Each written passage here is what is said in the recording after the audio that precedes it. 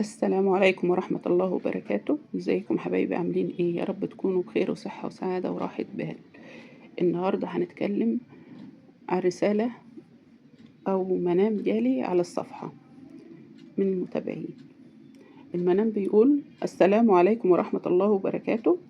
رأيت بنت زوجي جاية عندنا في البيت، ولقيتها بتكنس بالمقشة وتسألني على حاجة وتقولي يا ماما، بس بصوت واطي لأني مش بكلمها ومش رديت عليها.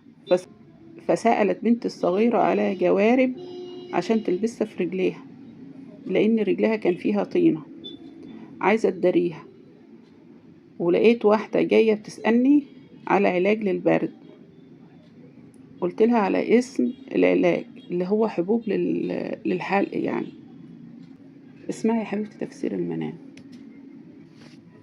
رأيت بنت زوجك جاية وبتكنس البيت. دي الأمور والمشاكل اللي بينك وبينها، وهي بتحاول تعدها وتتخطاها. زعل هي بتحاول تتخطاه وتمسح اللي بينكم، يعني كده تمسح المشاكل اللي بينكم. وهي بتسألك عن حاجة وبتقولك يا ماما، بس بصوت واطي. البنت دي مظلومة ونفسها تكونوا كويسين مع بعض، لأنها بتقولك يا ماما، وطبعا مفيش أغلى من الأم، وهي فعلا محتاجالك. وإنها بتقولك بصوت واطي دي لأنها محرجة منك، أو عندها شوية حياء أو خوف إنك ما تستجيبيش معاها وتصالحيها. هي سألت بنتك الصغيرة على شراب تلبسه لأن رجلها فيها طينة. ده المنام بيوضح حبيبتي إن هي عندها مشاكل وشوية هموم وزعل، ومحتاجالك جدا جنبها.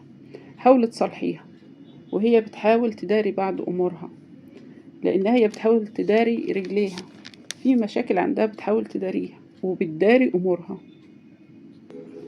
نصيحة حبيبتي، حاولي تصالحيها، هي محتاجالك وهي ملهاش أم، يعني هي محتاجالك. واحدة بتسألك على علاج البرد. في ناس كتير بيحاولوا يصلحوا بينكم، وإن شاء الله أنتوا هتصطلحوا بإذن الله، لأنك ذكرت اسم العلاج. والله أعلى وأعلم.